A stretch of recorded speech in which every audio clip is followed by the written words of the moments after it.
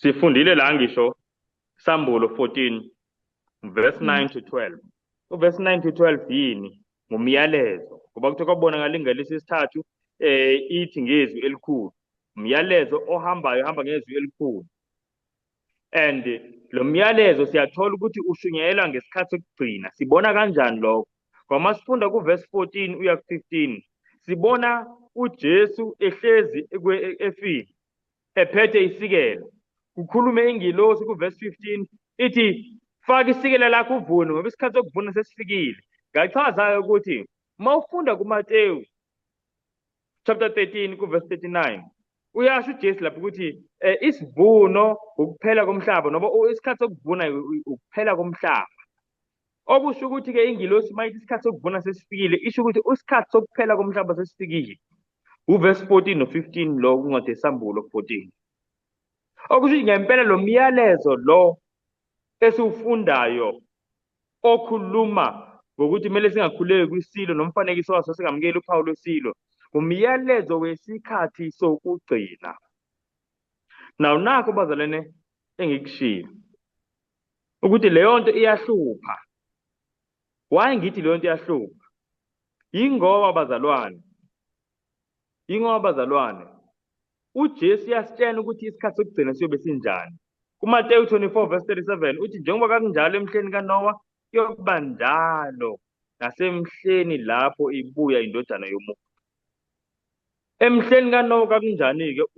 uNkulunkulu wanikeza uNowa umyalezo ukuthi awushumayele. Kodwa siyathola masifunda iBhayibheli ukuthi kulamamiliyoni wabantu babekhona bewuzwa umyalezo wezulu ngesikhathi kaNowa. Bawu-80 kuphela abantu abasinda. Uyabona uNowa cishe kwangathi usabuhlanya oluthile uma ngithi ukubuka, ngoba nabantu abasindayo amalunga omndeni wakhe kuphela. Okusho ukuthi abantu mayebuka bathi hayi ayikhona. Manje iyathusa lento ekhulunywa nguJesu kuMateyu 24 verse 37 ukuthi nathi ngemihla yokugcina uthi kuyobe kunjalo. Kuyobe kunjalo, bangcwele.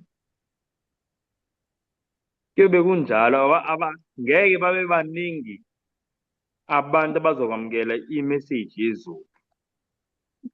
Ngeke babe baningi, kuzobe kuyingcosana.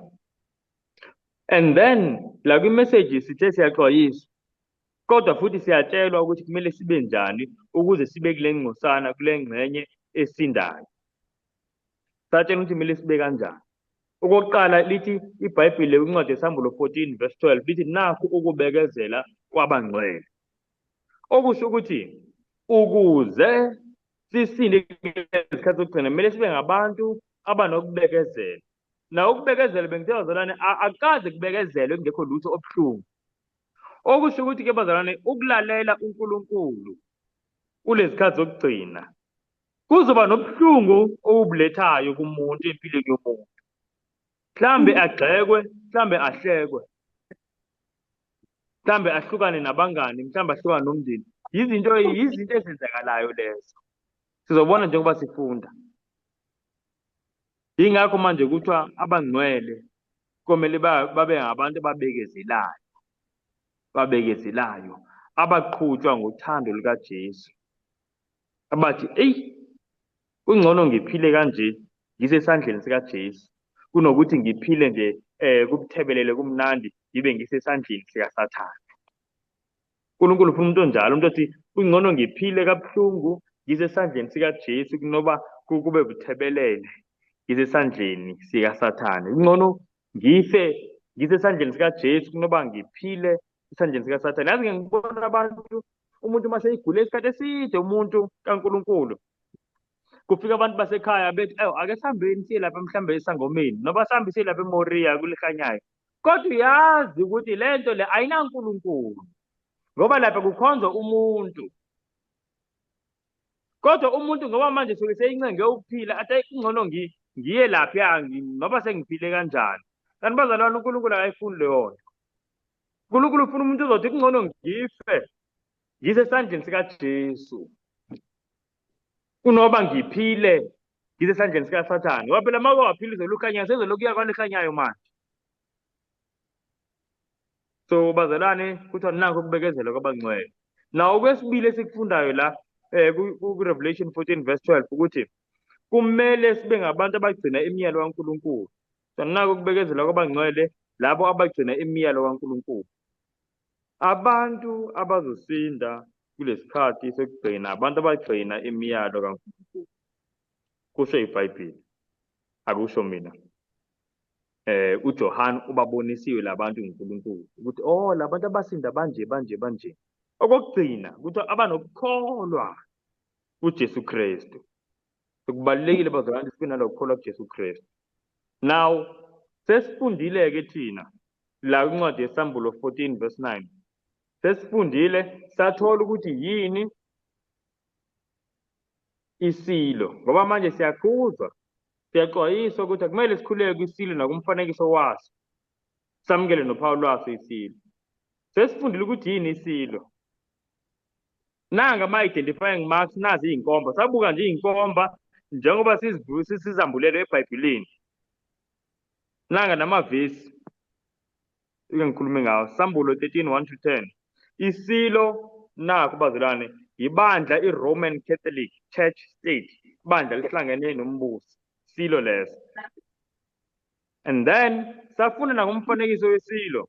Umfanekiso wesilo into efana nesilo, kodwa manje umfanekiso wesilo ukhandeka kwephi? Kule silo sesibili, iMelika, okusho ukuthi ukuhlangana kwebandla nombuso eMelika. Amabandla masehlangene nombusazwe eMelika, lapho sekukhandeka umfanekiso wesilo.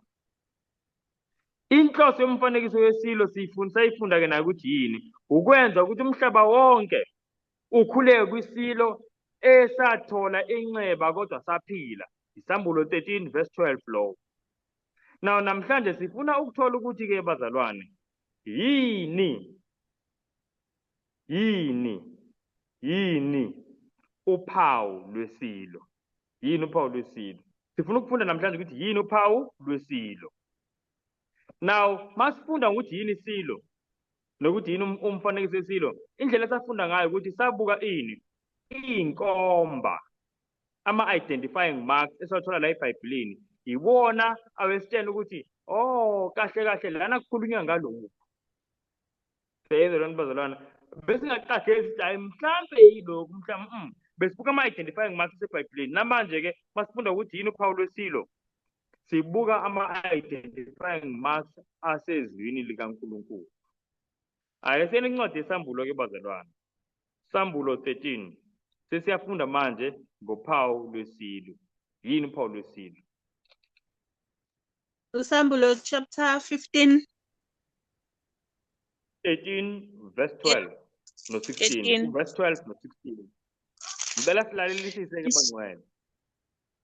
Isambulo chapter 13 uverse 12 ufundeka kanje. Amandla onke esilo sokuqala siyawenza phambi kwaso. Siyenza ukuba umhlaba nabo bonke abakhileyo kuwo bakhuleke kuso isilo sokuqala esingozi yaso yelashwa. Amen. Amen. Isambulo chapter 13 verse 16.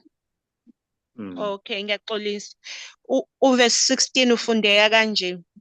Senza futhi ukuba bonke abancane nabakhulu, nabacebileyo, nabampofu, nabakhululekileyo, nabayizigqila, bazibeke uphawu esandleni sabo sokunene noma kuzi labo. Amen.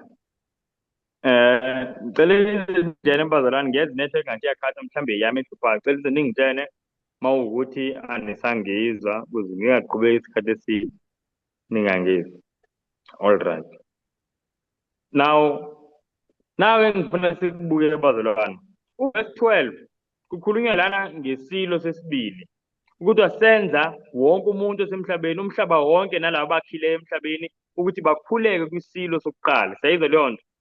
Mase uqhathanisa uverse 12 noverse 16, iyathola ukuthi ikhuluma into eyodwa. Ngoba kuverse 16 ithi manje senza bonke. Sayizwa leyo nto? Abancane nabakhulu, abacebileyo nabampofu, abakhululekileyo nabayizigqila ukuthi bazibeke uphawu amabunzu abo nabesandleni. Nawo bazalwane, la mavesi ayafana, umehluko uwodwa. Umehluko ukuthi kuverse 12 lithi senza ukuthi bonke abakhile emhlabeni bakhuleke kwisilo sokuqala. Kodwa lapha kuverse 16 ithi senza bonke, still khona lo bonke. Kodwa manje instead of ukuthi ithi bakhuleke kwisilo sokuqala, ithi senza ukuthi bazibeke uphawu. Yayizona bazalwane, yini esiyitholayo ke lama sibuka lamavesi amabili? Sithola ukuthi ukuzibeka uphawu noma ukumkela uphawu lwesilo yikho lokho ukukhuleka kuso isilo. Yayizwa leyo nto? Yingakho kuverse 12 ukubeka ngale ndlela uJohane, kuverse 16 akubeke ngale ndlela, into eyodwa. Ngalaphaya uthi hayi senze ukuthi bonke bakhuleke kwisilo. Ngalaphaya uthi senze ukuthi bonke bazibeke uphawu, usho into eyodwa. Mawuthola uphawu lwesilo yikho lokho ukukhuleka kuso isilo. Ngamanye amazwi uphawu lolu oluveza ukuthi wena ukhuleka kwisilo. Yayizona bazalwane. So into engifuna siyibone la ukuthi indaba inkomba yokuqala nayo identify number 1 ukuthi uphawu lwesilo lumayelana nokukhuleka. It has to do with worship. The mark of the beast has to do with worship. It has to do with worship. Limayelana nani? Nokukhuleka. Na bazalwane, ngicela ukusho enye into ngokukhuleka. Ukukhuleka noma i-worship.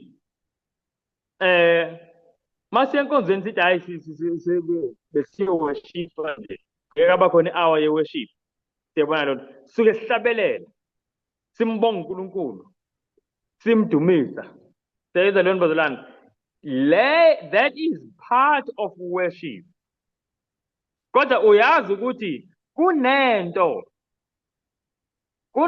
ebalekile emehlweni kaNkulunkulu ngendlela ukuthi mawukuthi awuyenzi lento, ngisho noba ungacula, noba ungathandaza, noba kodwa emehlweni kaNkulunkulu you are not worshiping. Siyayizwa leyo bazalwane. Ngifuna sibone ukuthi yini kahlehle i-worship. Yini kahlehle i-worship. Ake siyeni lapha kwincwadi kaMateyu. Mateyu 15.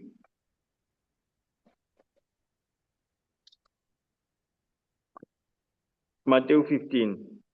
Why sibuka indaba ye-worship? Ngoba indaba yophawu lwesilo imayelana nani ne-worship. Mateyu 15 ngicela sifunde kusukela kuverse 8 sime nje kuverse 9. Mateyu 15 verse 8 to 9. Uverse 8 ufundeka kanje: Lesi sizwe singidumisa ngezindebe zomlomo, kepha inhliziyo yaso ikude nami. Kodwa bangikhonza ngeze, befundisa izimfundiso eziyimiyalo yabantu. Amen. Amen lapho Noel. Siyayizwa leyo nto. Uthi uJesu kuyenzeka ukuthi umkhonze ngezindebe nje zomlomo, uthi uJesu inkosi, uJesu inkosi. Kodwa ethi uJesu bangikhonza ngeze, ngamanye amazwi into mayize yini? Into eyize yinto efana nento engekho. So ngamanye amazwi abahlukanga nabantu abangakhonzi labantu akhuluma ngabo ukuthi uJesu la. Bayifanele nabantu abangakhonzi. Ngoba bakhonza nje ngezindebe zomlomo. Uthi kodwa manje inkinga bafundisa izimfundiso eziyimiyalo yabantu esikhundleni semiyalo kaNkulunkulu. Ake sibuke nathini lapha kwincwadi kaMark sizwe kahle lento ngoba uMark eyichazisisa kahle. Mark chapter 7 verse 5. Ngicela siqale kuverse 9. Okay. Funda nje verse 9 kuphela in fact. Okay. uMark chapter 7 uverse 9 uthi, wayesethi kubo, yebo nichitha umyalo kaNkulunkulu ukuba nigcine isiko lenu. Amen. Siyayizwa lento bazalwane. Ufunda uverse 7 ngila kuMark chapter 7 again. Funda uverse 7 manje. uverse 7 uthi, kodwa bangikhonza ngeze, befundisa izimfundiso eziyimiyalo yabantu. Amen. Bezalwane bazalwane, uJesu uthi abantu laba babechitha imiyalo kaNkulunkulu ukuze bagcine amasiko abo noba iyimfundiso zabantu. Uthi yebo ngomlomo bayamkhonza, yebo bayamphakamisa, bayathi babaza bathi uphakeme. Uthi kodwa kuye kuyize ngoba abamlaleli, balalela abantu kunoNkulunkulu. Angazi noma bazalwane siyayizwa lento. So ngamanye amazwi kuNkulunkulu i-worship yangempela ukumlalela. Yingakho uSamuel umprofeti ngesikhathi ekhuluma noSawuli, uSawuli wayithunyiwe ukuthi akahambe ayobhubhisa isizwe sama-Amaleki. Wabuya kodwa yena engabhubhisanga konke, okunye wakuletha wathi hayi cha, mase ibuza ukuthi ukuletheleni lokhu, indaba ungakubhubhisanga njengoba ebesho uNkulunkulu. Wathi cha, lokhu ngithe ngoba kuhle, ngithe ngikuphathe ngizokunikela kuNkulunkulu. Wathi umprofeti, uyazi ukuthi isono sokungalaleli sifana nesono sobuthakathi. Wathi uNkulunkulu wenamela ukulalelwa kwezwi lakhe kunemihlatshelo ezinkulungwane eminingi. Ungamenzela imihlatshelo, ungamnika izipho, ungamenzela imnikelo uNkulunkulu, kodwa uNkulunkulu kuthiwa into ayijabulela kakhulu, shuka umprofeti, uthi ukulalelwa kwezwi lakhe kunemihlatshelo emkhulu. Ngicabanga ukuthi uSamuel oqala lo 15 verse 22. Siyakhumbula no-Abraham. Ngicela ukunitshela enye imfihlakalo. Leli gama elithi ukukhuleka, worship, kakhulukazi la kuleli Bhayibheli engiliphethe, i-King James Version, aliveli eBhayibhelini until ufike kuGenesis chapter 2. The first time livela leli gama leli lithi worship eBhayibhelini uGenesis chapter 22. Genesis 22, the first time livela. Ubani okhumbulayo ukuthi kwenzekalani uGenesis 22? Ilapho Abraham wayetshenwa uNkulunkulu ukuthi ahambe ayonikela ngendodana yakhe. Now Abraham uye okhuluma ngendaba yokukhuleka lapha, indaba ye-worship.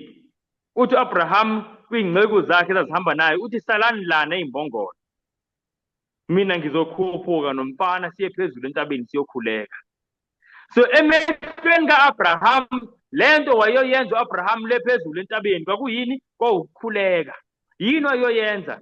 Wayonikela ngendodana yakhe ukuphela kwayo, elalela into ekhulunywe nguNkulunkulu. Ngingathi wayonikela ngayo uqobo, ngoba leya nto abazalwane wayenza Abraham, yeyi, kwangekho lula.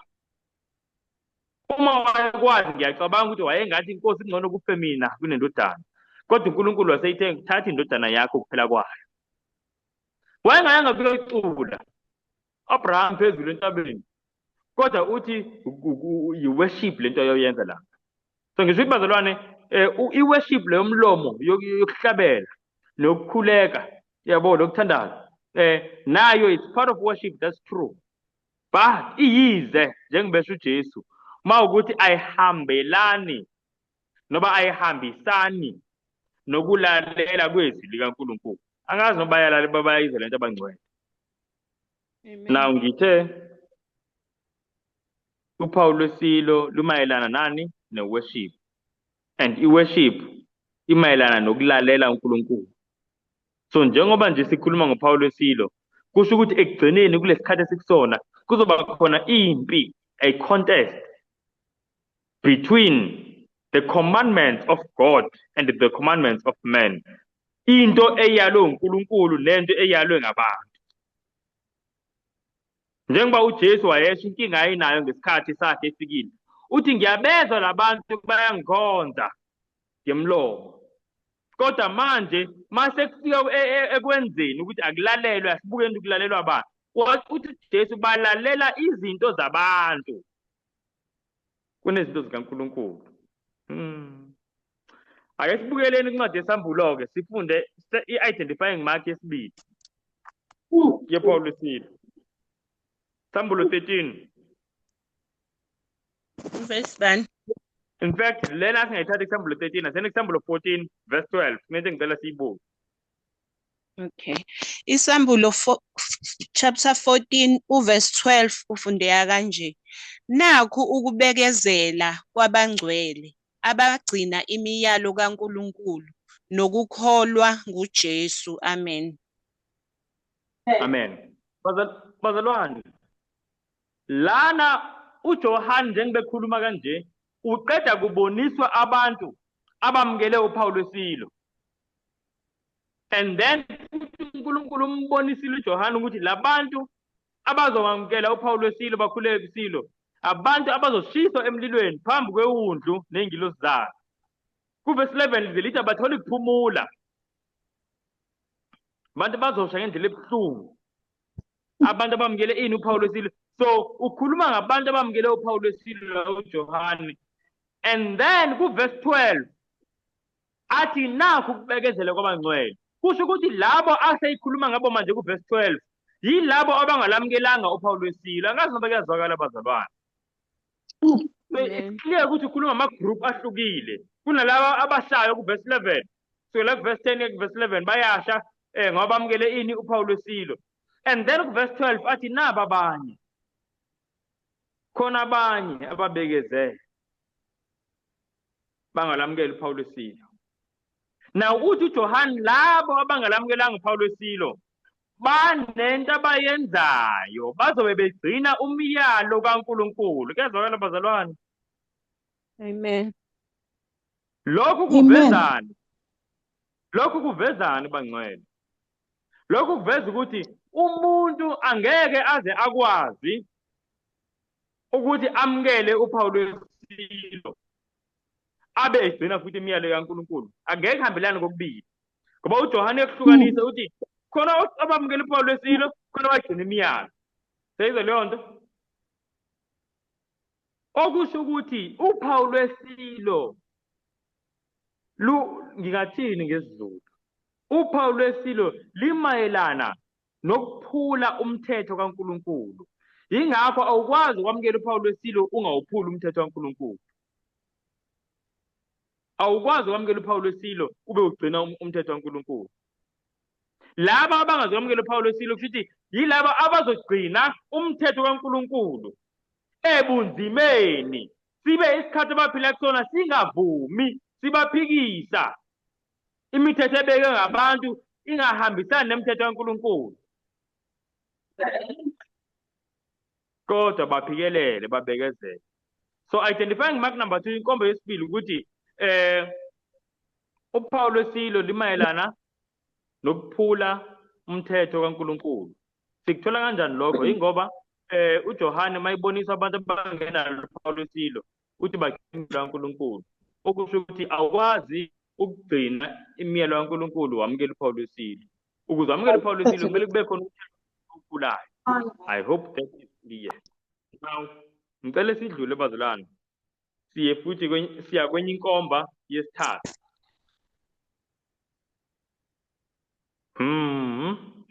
Hey, bangcwele. Ngifuna kune pattern engifuna siyibone. Kune pattern engifisa siyibuke. Ngicela ukubuza. uPaul wesilo abantu babelithola kuthi libeka kuphi? Ebuzini. Nakuphi? Nasesandleni. Nasesandleni yebo singesabi lishanjalo nje bazalwane iBhayibheli. Silifundeni ivesi silibone verse 16. Kuthi wenza bonke abancane nabakhulu abayizicebi nabampofu abakhululekile nabayizigqila ukuthi bazibeke uphawu esandleni sabo sokunene nasemabunzini abo. Angabikho ozokwazi ukuthenga nokuthi athengise engenalo uphawu noba igama lesilo noba yinani legama laso. Nabazalwane uPaul wesilo kuthi abantu bazibeka emabunzini nasesandleni sabo. Sayizwa leyo nto? Uyazi ukuthi mawufunda iBhayibheli lonke iyodwa kuphela enye into. Ikhona enye into abantu kwakuthiwa kumele bazibeke yona emabunzini nasesandleni. and leyo nto leyo bazalwane yazi ukuthi yini umyalo kaNkulunkulu. Ake siyeni lapha kwincwadi kaDeuteronomy chapter 6 from verse 6 to 8. Lawa mazwi engikuyala ngawo namuhla ayakuba senhlizweni yakho. Ubafundise impela wona abantwana bakho. Uwakhulume lapho uhlezi endlini yakho, nalapho uhamba endleleni, nalapho ulala, nalapho uvuka. Uyakuwabopha abe luphawu esandleni sakho, abe yisikhumbuzo phakathi kwamehlo akho. Amen. Amen. Niyayizwa bazalwane, uNkulunkulu uthi la mazwi enginiyela wona namhlanje akahlale kuphi ezinhliziyweni zenu. Abese sithi kuverse 8 uyakwabopha abe yini, abe uphawu. Niyayizwa leyo nto. Sekukhona uphawu lukaNkulunkulu. Bangcwele. Khona uphawu lukaNkulunkulu ekuthiwa nalo lusesandleni, liyaboshwa lube uphawu esandleni sethu, lube yisikhumbuzo ngathini ithini lama ikhuluma ngamehlo, ithi between amehlo akho yini, ngathi between amehlo ungathi ikhanda, forehead. Mangikhuluma kanje umuntu mayikhomba la usuke ekhuluma ngebunzi phakathi kwamehlo.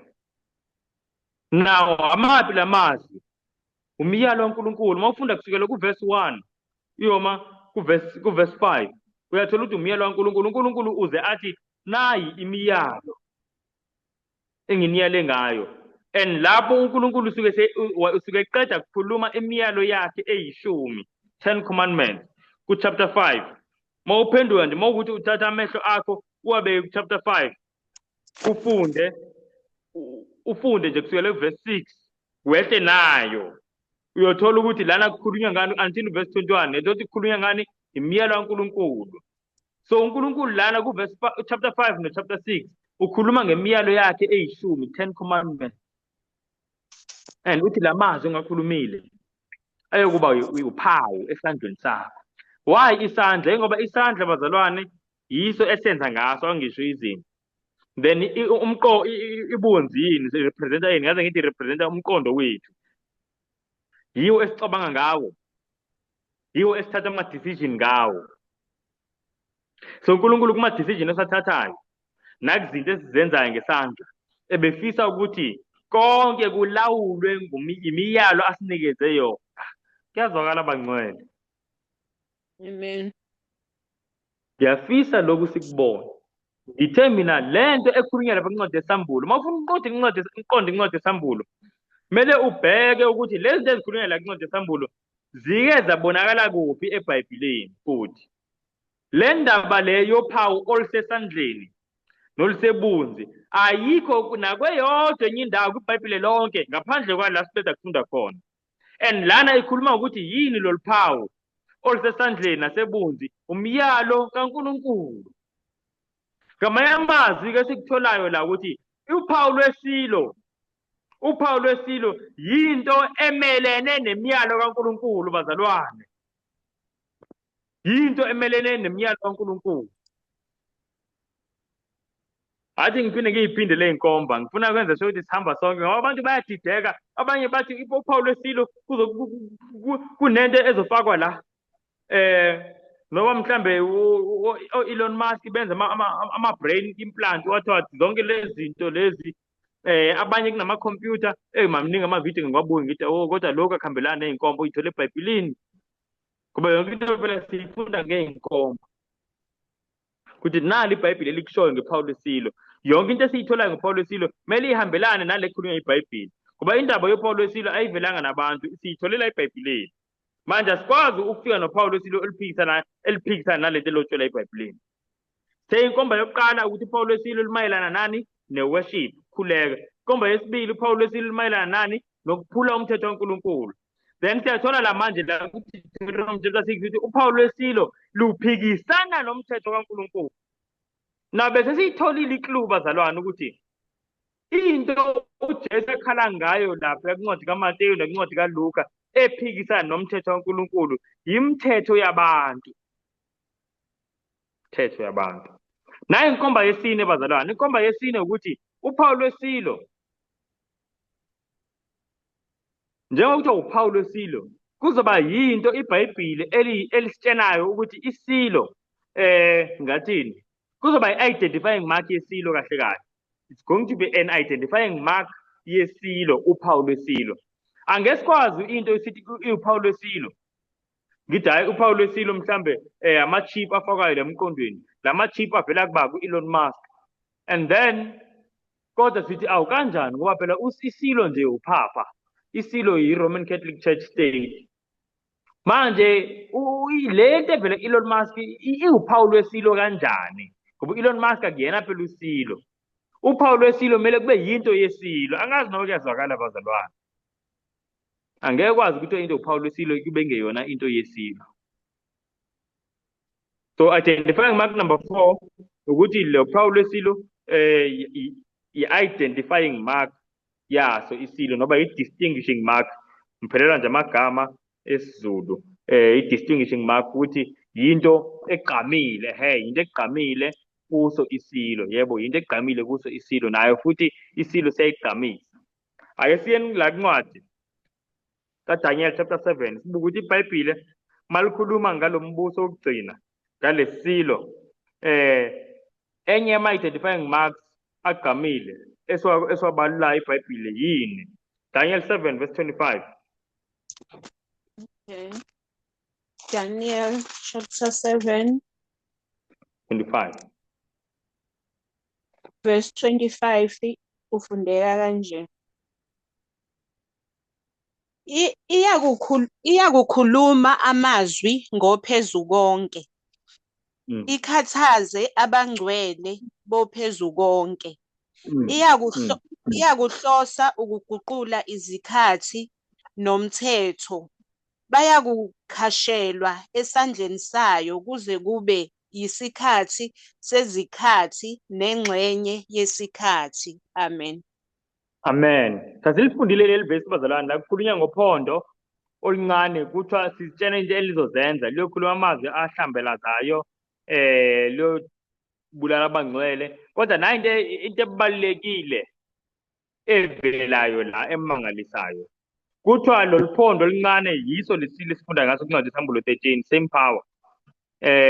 Kuthiwa sizohlosa ukushintsha izikhathi nomthetho. Sayizwa lento bazalwane? Now abantu imithetho yabantu vele bayayishintsha akuyona into emangazayo le ngoba vele kusuke into ebekiwe abantu. But lana kukhulunywa ngesilo esihlosa ukushintsha umthetho kaNkulunkulu. kaNkulunkulu.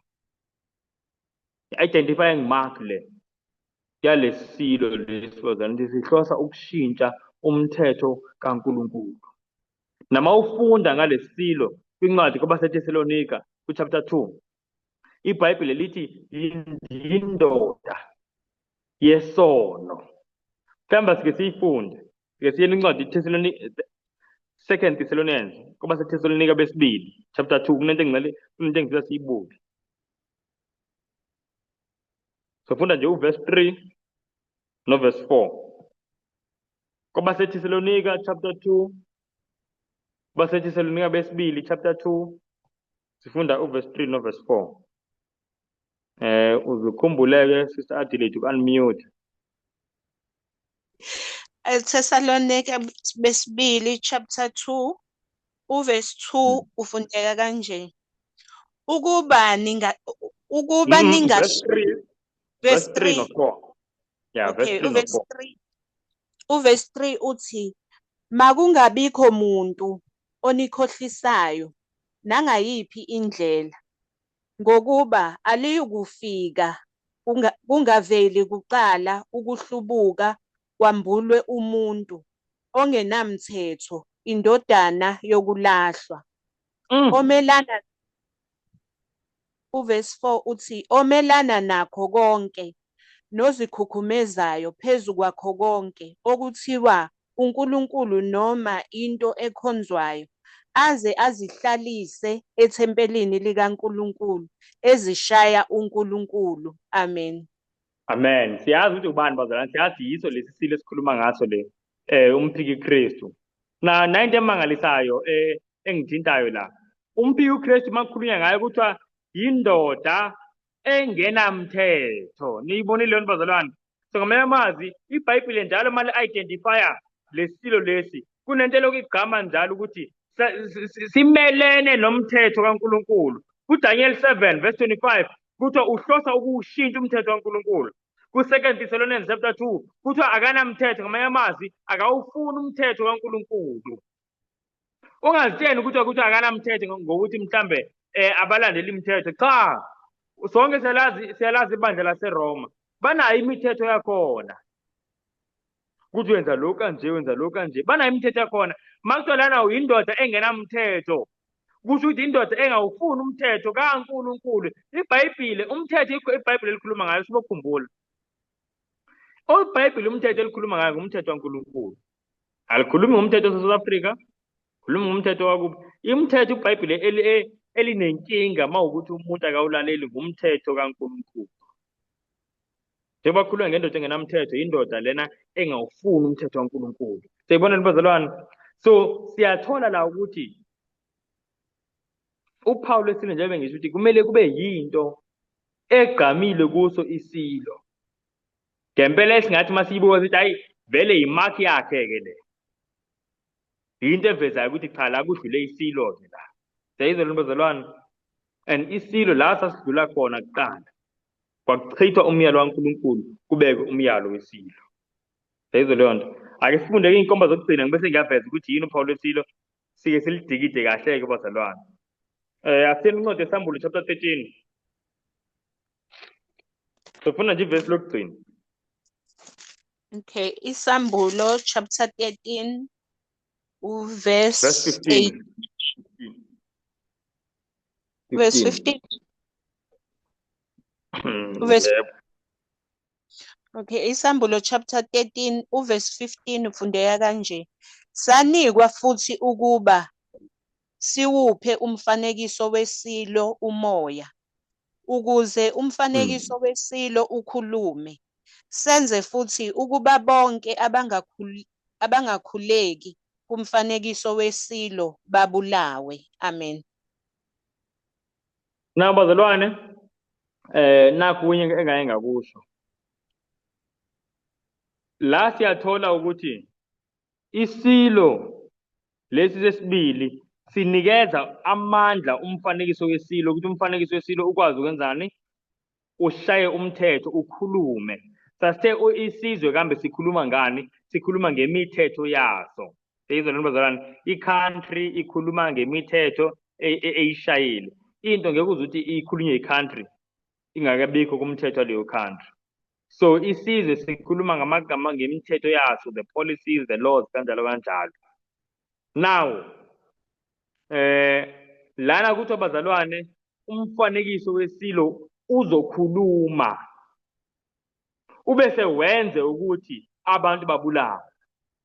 Na ngifuna sibone ukuthi phambi ukuthi abantu baqale ukushushiswa, ukubulawa noma bangakwazi ukuthenga nokuthengisa ngenxa ukuthi abanalo uphawu lwesilo. Kuqale kubekwe ini? Umthetho. Kuqale kwenzeke uverse 15 before kwenzeke uverse 16 no17. Angazi noma siyayizwa lento engiyikhulumayo. Kuqale kushaywe umthetho before abantu bashushiswe ke manje ngokuthi abanalo uphawu lwesilo. Kuyazwakala bazalwane? So ngisho ukuthi ke uphawu lwesilo kuzoba yinto ephoqwa ngomthetho wezizwe zonke. Umthetho wezizwe zonke. Now ngifuna sibuke bazalwane ukuthi yini uphawu lwesilo. Ngizoshare iscreen la ngizoqala ngiveze isilo sona uqobo la sisho khona isilo ukuthi yini uphawu lwami kusho isilo. Cela sibukeni la. Ngizoze ngi-highlight. Ngifuna nje siqale ngale eclear. Yabona la kukhulunywa Catholic Record of London, Ontario, September 1, 1923. This is called the Catholic Record ngoba yincwadi zabo. Bathi lana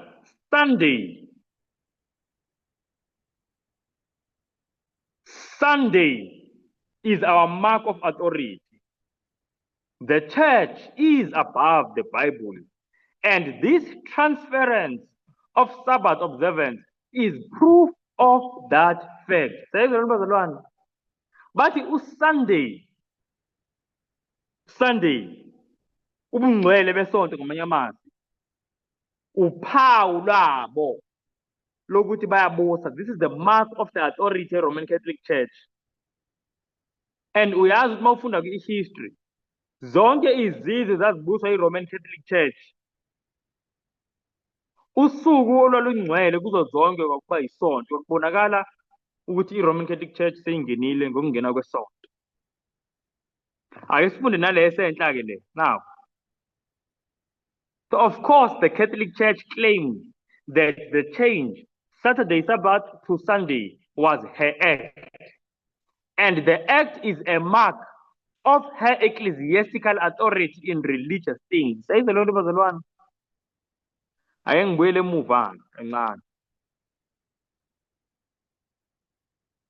Lana i-catechism ye-Roman Catholic Church. Ngamanye amazwi lokhu kusey'ncwadini zami. Nginayo i-catechism ngisho nala ku-laptop. Njengoba ngifundisa nje lezi zifundo ngiyifunde. Ithi lana, which is the Sabbath day? Answer, catechism le, incwadi zabo. The Saturday is the Sabbath day. Then iti, why do we observe Sunday instead of Saturday? Then iti lana, we observe Sunday instead of Saturday because the Catholic Church, hayi ukuthi uJesu, hayi ukuthi the apostles, the Catholic Church in the Council of Laodicea, AD 336, transferred the solemnity from Saturday to Sunday. Bathi sigcina isonto ngenxa yokuthi ibandla yilo elashintsha. Now asizwe naye ke bazalwane engifuna sizwe le kuthiwa nguRev Stephen Kinnan 1851. Incwadi zabo konke lokhu bayabuzwa la i-question. Kuthiwa, do you have any other way of proving that the church has power to institute festivals of precept? Umbuzo uthi, ingaba ninayo yini enye indlela yokuveza ukuthi ibandla i-Roman Catholic Church linamandla wokwenza nje lokho elikufisayo kahle kahle? Impendulo ithi kulo Rev Stephen ithi, had she not such power, she could not have done that in which all modern religionists agree with her. She could not have substituted the observance of Sunday, the first day of the week, for the observance of Saturday, the seventh day, a change for which there is no scriptural authority. Funa sizwe bazalwane lento bayishoyo. Yamangaza kakhulu lento mase uyizwa ngalolu hlobo, yazi yangithinta ngendlela emangalisayo ngiqala ukuyifunda lento.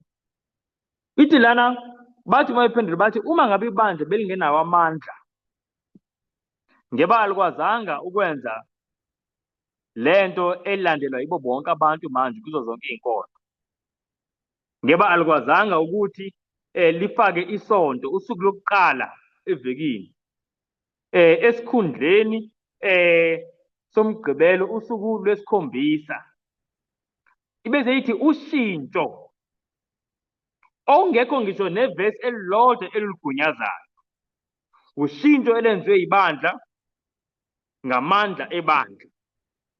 Ukubonakalisa ngempela ukuthi ibandla linamandla, uyabuka ukuthi wonke umuntu ulandela lolu shintsho. Sayizwa lento bazalwane? Now mawubuka lento le esiyifundayo bazalwane, ingena kancamashe nale nkomba besikhuluma ngazo. Sithe okokuqala, inkomba yokuqala sithe ukuthi uphawu lwesilo lumayelana nani nokukhuleka ne-worship. Safunda ukuthi i-worship imayelana nani nokulalela uNkulunkulu. Wathi uJesu, labantu bangikhonza ngendebe zomlomo kodwa inhliziyo zabo zikude kimi. Uthi bangikhonza ize befundisa izimfundiso zabantu esikhundleni semiyalo kaNkulunkulu. Seyizwa leyo bazalwane? So i-worship ukulalela uNkulunkulu. Now indaba yesonto no Sunday, indaba yesonto Sunday nesabatha lelikaNkulunkulu, Saturday, akuyona indaba yezinsuku. Ngike ngizwa abantu bethi hayi cha indaba izinsuku awukazi ukuthi wenze okukhulu kangaka ukhulume wenze haba kangaka iy'nsuku. It's not about days. It's about obedience. Obedience. Kuwesi mase sithola la ibandla i-Catholic Church ithi leli vele uphawu lwabo lokuthi bayabusa. And ngempela ishintsho vele lenziwa yibo. Njengoba uDaniel wayeprofesayile wathi lesilo lesi sizohlosa ukushintsha izikhathi nomthetho. Eziphi le y'khathi? Le nto mayikhuluma ithi izikhathi nomthetho bekumele ngabe eyasikhombisa ukuthi umthetho leli bandla elizowushintsha umthetho ohambelana nesikhathi. Kumiyalo kaNkulunkulu 10 commandments uwodwa kuphela umthetho othinta isikhathi, umthetho wesabatha. And it's at the center with 10 commandments. It's at the center of the 10 commandments. Nabazalwane bengithe wesibili, inkomba yesibili ukuthi uphawu lwesilo lumayelana nokuphula umthetho kaNkulunkulu. Sayizwa leyo nto? Njengoba nje uNkulunkulu lapha kwincwadi yesambulo 14 verse 12 mayiveza abantu abangenalo uphawu lwesilo ukuthi naba laba abagcina imiyalo kaNkulunkulu. Now siyazi ukuthi bazalwane imiyalo kaNkulunkulu wonke umuntu uyayazi. Kodwa isitha singenile ebandleni kaNkulunkulu ngendlela yokuthi isitha sifundisa abantu ukuthi imiyalo kaNkulunkulu ayisenamsebenzi manje njengoba kwafa uJesu. Into engekho kodwa leyo. Ngaze ngabuza ngathi uma ngaba mhlambe ungumama unomyeni ongasonti nje. Ngelinye ilanga ummeme esontweni. Mayifika esontweni afike kushumayela umfundisi ethi imiyalo manje yakuTestament elidala ayisenamsebenzi. Yonke le miyalo eyishumi kumele singayinaki. Bese nina njengebandla nithi amen. Kuthiwa yebo, ngegazi likaJesu leyo myalo leyo yabethelwa esiphambanweni. Amen, nisho kanjalo. Hayi ayithulela umyeni nengane mhlambe yakho enye ingakhonzi. Bayibuyele ekhaya. Makubuye ekhaya kuhlala kudliwe nje ukuthi hayi bekumnandi enkonzweni umuntu ufunda okusha kasho kanjalo ubaba ekhaya athi ngifunda okusha ke namhlanje hey nawe ujabule yabona ke bakuyafunda enkonzweni ufundile ubaba la ekhaya. Kusasa ubaba esekhaya ayifikele nentombazanyana eyigqokela isigqebhe angene nayo ukudideka ukuthi ubali mhlawumbe usasebenza naye noma ubani shone naye ekamereni. Hawu uthi baba kwenzakalani kanti mhlawumbe ubani lona vele umlethela ekhaya. Athi baba hayi cha phela ngoba umyalo uyasho ukuthi kumele kungaphingwa. Kodwa ke bengisesontweni izolo ngafunda okusho ukuthi umyalo sayabethela esiphambanweni ayisenamsebenzi imiyalo kaNkulunkulu. Damiyelo eyishumi. Futhi kathiwa amen. Ngathi mangibuka ukuthi awu bekuyimi ngedwa kanti oyisiwula. Ngingazi ukuthi awu lento le asekho isidingo ukuthi siyibophe ngale miyalo. Manje sengifundile kodwa mama ngibonga kakhulu nje ukuthi ungimeme esontweni othi ngiqhubeke nokwenza lokhu bese kufunde esontweni. Ungazizwa kanjani ngathi hayi baba cha uzwanga kahle ngadideka ngisho. Athi saqhubeka ubaba nakwenzayo ingane nayo ingene. Kuthiwa wengane yami uyithume mhlawumbe ingane yami ongiphathele ukuthi nokuthi. Ingane ithi hayi mama uzenzele ngisebhizi. Uthi awu ngane yami yini ongade wadelela kanje ungahloniphi? Ithi ingane wemama yazi lapha enkonzweni sifunde okusha phela sinobaba ukuthi lo myalo ukuthi kumele ubeke uyihlo nonyoko uhloniphe uyihlo nonyoko. Hawu wabethelwa nje lo siphambanweni into engenamsebenzi nje leyo. Manje ingane nomzali kuyalingana. Awu udide uthi hayi ingane yami uzwe kabi akusho ukuthi hayi mama sizwe kahle kuthiwe nje la mthetho le ayisabalulekile ayisagcina. Manje soyothini njengomzali udideke.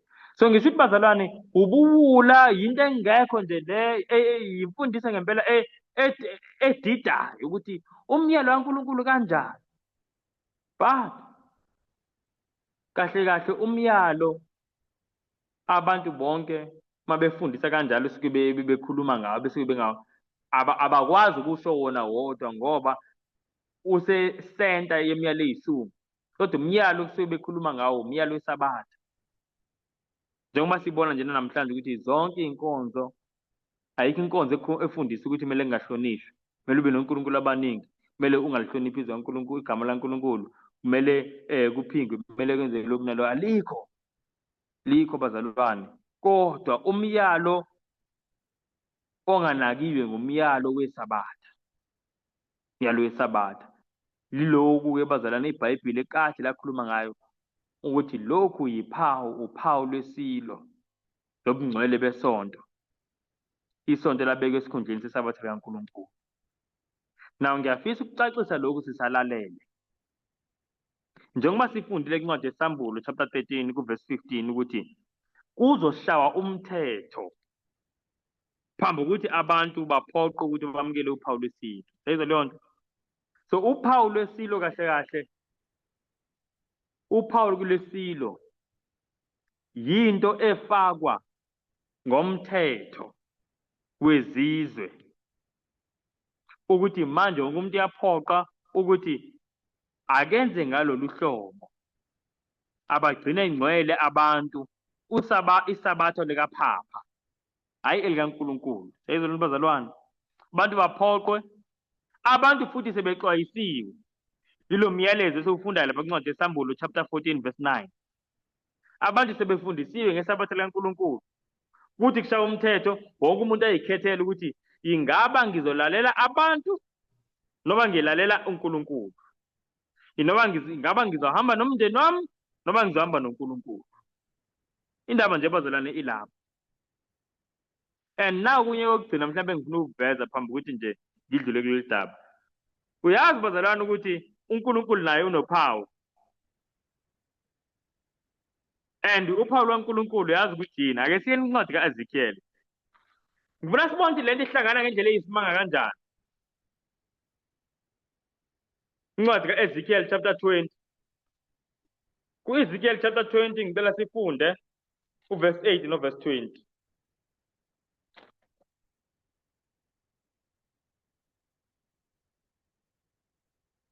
Masifunde noverse 12 noverse 20. Angazi-ke noma mhlawumbe usista Adelaide kumute.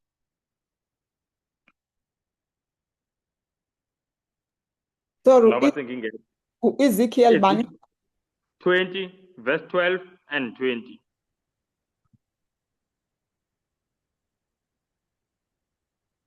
Sister Adide. Oh, nango. Ngiyaxolisa ma. Ezekiel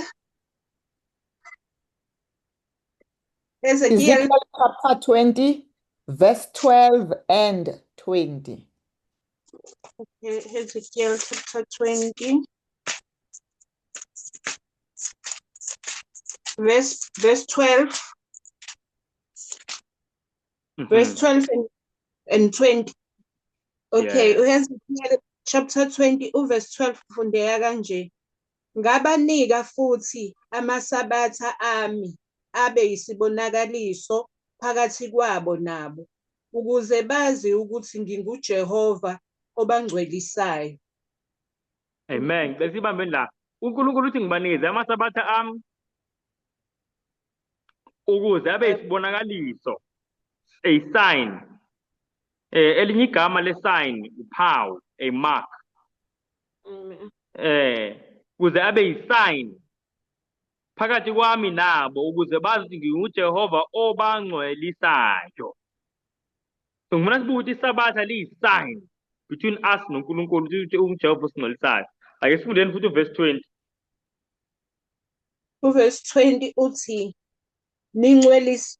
ningcwelise amasabatha ami ningcwelise amasabatha ami abe yisibonakaliso phakathi kwami nani, ukuze nazi ukuthi nginguJehova uNkulunkulu wenu. Amen. Amen. Siyezwa nini bazalwane? So la again uNkulunkulu uthi i-sign yokuthi uJehova uNkulunkulu wethu uthi ukuthi singcwelise isabatha lakhe. Na siyezwa leyo bazalwane, uthi this is his sign, i-sign kaJehova. Manje uyabuka ukuthi benzani oPhapha mabefika abagcini ngokuthi bona banamandla okuthethelela izono, abagcini ngokuthi bona banguNkulunkulu emhlabeni, nabo bathi banesayini yabo. Yayizwa leyo nto? And isayini yabo ifana ncamashi nale kaNkulunkulu, kodwa ingena esikhundleni sale kaNkulunkulu. Isonto likhipha isabatha. Nabo bathi banesayini yabo. And naye bazalwane isayini, makukhulunywa ngesayini okanye nge-mark of the beast. I-beast yazihlolo yena ukuthi this is our sign. Naku lo esiqale ngako. But the Sunday is our mark of authority. The church is above the Bible. And this transference of Sabbath observance is proof of the fact. Bandla lingaphezulu kweBhayibheli mabesho kanjalo. Shobona bazalwane. And sitholile ukuthi umthetho kaNkulunkulu huwo bekuthiwa uba uphawu esandleni, uba uphawu ebunzi. Yingakho manje nophawu lwesilo kuwuphawu esandleni nophawu ebunzi. Kuwuphawu kanjani esandleni nasebunzi? Yingoba ebunzi lakho mawamukele uphawu lwesilo, sewuzwile iqiniso futhi sewushayile umthetho. Manje bazalwane abantu bayakhonza ngesonto. Akekho manje umuntu onophawu lwesilo. Akekho umuntu manje onophawu lwesilo. Ngoba ngokweBhayibheli uphawu lwesilo luzoqala mase kushawe imithetho la emhlabeni ephoqa abantu ukuthi bamukele uphawu lwesilo. Ngamanye amazwi ephoqa abantu ukuthi bakhonze ngendlela hayi evela kuNkulunkulu kodwa ngendlela evela kumbusazwe. Akekho manje umuntu onophawu lwesilo. Kodwa umuntu mase ilizwile iqiniso, elibona iqiniso, kodwa ngenxa yokuthi iningi lihamba kanje, athi naye uzohamba kanje, ulungiselela umqondo wakhe ukwamukela uphawu lwesilo. Ngoba uzothi mawushawa umthetho abe vele seyijwayele futhi yena seyazi lento ukuthi cha bengazi ukuthi vele kumthetho kaPhapha lo. Futhi ngiyazi lona kaNkulunkulu, kodwa-ke phela ngenxa yezizathu ezithize ngigcine sengihamba nalo kaPhapha. Uyayibona into kanjalo bazalwane, into enjani leyo? Umnikazi wezulu nomhlaba akhulume into kube sekufika nje umuntu oyisoni ongumoni aye ozembathise nje izembatho athi hayi cha asenze kanje, ngiyayizwa lento ekhulunywa uNkulunkulu kodwa mina ngithi akenze kanje, kodwa ubuke umhlaba wonke ulandela yena. So bazalwane, yiyo le into emcunula kakhulu uNkulunkulu. Singakhohlwa uNkulunkulu uNkulunkulu nesikhwele. Yiyo into emcunula kakhulu uNkulunkulu le ukuthi abantu bazothi sebelazi iqiniso bakhethe ukulalela abantu nokuthi balalele izwi likaNkulunkulu. Izwi likaNkulunkulu. So bazalwane, sizoqhubeka sifunde ngayo indaba yophawu lwesilo siyicacise kahle. Namhlanje bengithi nje angeke ngiyibeke nje ngendlala ukuthi sike siyicabange siyibukisise. And ngithe njengoba bazalwane kwakunjalo emhleni kaNoah. uNoah ngesikhathi eshumayela, uNoah ngesikhathi eshumayela kwakuhlekwa.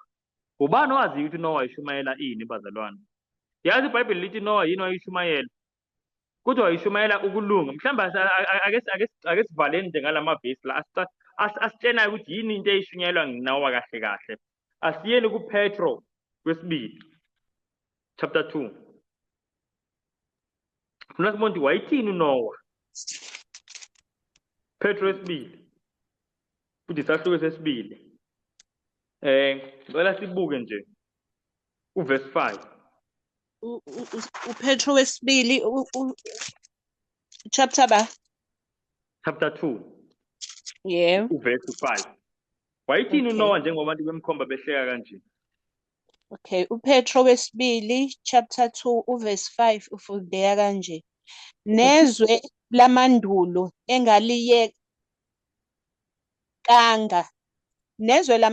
engaliyekanga kodwa wamlondoloza uNoah umshumayeli wokulunga engowesishiyagalombili mhla eletha uzamcolo ezweni elingamesabi uNkulunkulu. Amen.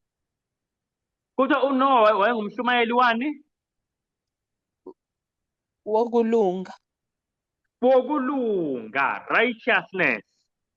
Yini righteousness? Ngokwebhayibhile kuthiwa yini ukulunga? Asenincwadi yamahubo. Amahubo 119. Yini ukulunga? Amahubo 119. Verse bani? Phela sifunde uverse 172. 172. Amahubo 119 uverse 172 ufundeka kanje. Ulimi lwami malukhulume izwi lakho, ngokuba imiyalo yakho yonke ilungile. Amen.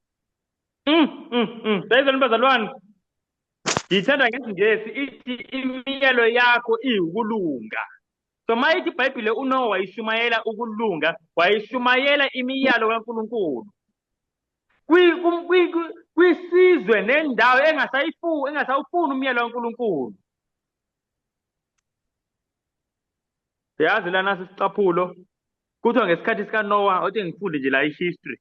La incwadi Patriarchs and Prophets page 95. Ithi lana, as sin became general, it appeared less and less sinful, and they finally declared that the divine law was no longer in force, that it was contrary to the character of God to punish transgression. Kuthi bazalwane, isono ngokuthi siloke sanda, wonke umuntu esenza, saloke sibukeka kancane kancane, siyeka ukubukeka siyisona. Ngenze angikhuluma ngisho kanjalo. Kancane kancane sasiyeka ukubukeka siyisono. Kwagcina kwafika isikhathi lapho abantu bathi hayi uNkulunkulu akanamthetho, shaya zonke. Umuntu wenza nje akubonayo. Kuthiwa they declared that the divine law was no longer in force. Abantu ngesikhathi sikazamcolo. Kuthiwa kodwa uNoah wayengumshumayeli wokulunga, athi hayi akulunganga lokhu. uNkulunkulu uthi abantu kodwa bengafuna ukuzwa, sebejwayele ukwenza ngendlela ethize. So bazalwane, ngithi ngishilo umyalezo ukuthi isikhathi esifana nesikaNoah. Isikhathi esifana nesikhathi sikaNoah. Kodwa ngiyokubuza umuntu mase eyibonile ukuthi ungavuma yini ukuthi izinto zikubambe, noba yinjwayelo, noba abangani, noba umndeni, noba yini, ukuthi ungawugcini, ungawulandeli umyalo kaNkulunkulu njengoba ukhulunywe nguNkulunkulu ngomlomo wakhe? Ungavumela ini ukuthi ikubambe? Kodwa mawubuka uNkulunkulu akagodlanga ngisho indodana yakhe. Siyasibuka lesithombe bazalwane, sibukisise. Sibobuka masibuka lesithombe sibukisisa kakhulu ukuthi lona babona njengoba kwenzeka kanje, ethola imiqhele yameve eshayiwe, ekhonjwa kanje edelele, yabona elengisela isandla, yinkosi le. Ayikho inkosi okwayibona iphathwa kanje. Ayikho inkosi yaba sohlazweni kanje, yazithoba kanje. Yinkosi le. Sibukisise kahle bazalwane. Sibukisise kahle. Inkosi le eyaphathwa kanje ngenxa yezono zethu, ukuhlupheka nokuqalekiswa. uJesu waqala ngisho ngesikhathi ezalwa, njengoba uJesu wazalwa kabuhlungu, ezalwa esibayeni namahashi, yingoba uthwele iziqalekiso zezono zethu. Inkosi leyo, eyiphi inkosi oyaziyo eyazalwa esibayeni? Bathi abantu bephila, abantu njengoba inkosi yona abantu bayo banemizwe nayinamuzi. Bathi befudumele emakhaya yona iyagodola ey'ntabeni. Ithi mayikhuluma nabantu njengoba uJesu ayishumayela esontweni Nazaretha, wathi mayishumayela bambamba ngamawashingi. Inkosi eyazithoba ukuthi idelele ngalolu hlobo ngenxa yezono zethu bazalwane. Inkosi le. Umuntu mayivuma kube nento embambayo ukuthi angalandeli imiyalo wale nkosi, akhumbule ukuthi kodwa le nkosi yenza ukuthi ngenxa yami. Ake sivaleni ngomkhuleko bazalwane ngoba isikhathi sihambile. uNkulunkulu nomusa nothando olumangalisa kakhulu. Siyazithoba phambi kwakho ngegama likaJesu Kristu. Siyabonga ukusifundisa ngendaba yophawu lwesilo ukuthi kanti inkosi ihlangane kangaka nomthetho wakho. Uthi nje Nkosi isilo sizobeka umthetho waso esikhundleni somthetho wakho ngoba sizishaya uNkulunkulu. uNkulunkulu nomusa siyacela inkosi ungenelele usiphe ukuqonda usiphe amandla. Ngikhulekele Nkosi wonke umuntu okuzwayo lokhu kakhulukazi okuzwayo eqala ukubuzwa kusathusa. Nabanye bazozwa Nkosi belalele kwezinye iy'nkundla ko-YouTube noma yikephi. Engathi Nkosi abantwana bakho ngabapha amandla ukuthi bakukhethe. Engathi Nkosi ungathi ungake ufake nje nokuqonda Nkosi. Umoya wakho oyingcwele wenze ingqondo ibe nokuqonda okumangalisayo esifunda. Ngiyakubonga kakhulu Nkosi yezulu. Cela konke ngegama likaJesu Kristu. Amen. And as for me, I will behold thy face in righteousness. I shall be satisfied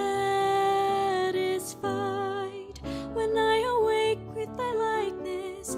I want to be just